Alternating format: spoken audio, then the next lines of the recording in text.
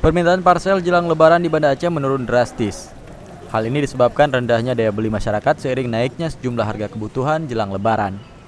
Sejumlah pengelola swalayan yang menyediakan dan menerima orderan parcel mengaku permintaan parcel menjelang Lebaran tahun ini jauh turun dibandingkan tahun lalu. Bahkan mereka terancam merugi karena parcel yang telah dibuat belum laku terjual. Biasanya pesanan parcel jelang Lebaran mulai meningkat 2 pekan jelang Hari Raya Idul Fitri. Sementara kini stok parcel masih menumpuk di gudang maupun etalase swalayan di kawasan Jalan Diponegoro, Banda Aceh ini.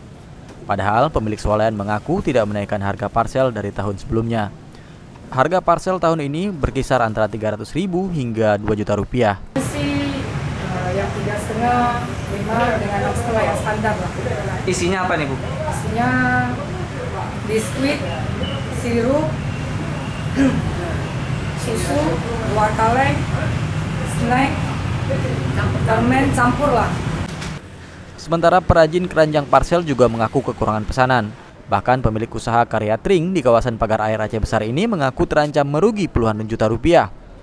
Pemilik karya tring menghentikan rencana menambah produksi keranjang setelah sepinya pelanggan.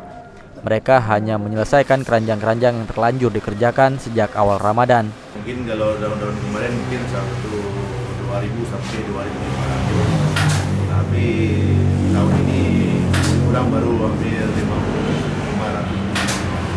Jadi jauh kali kan.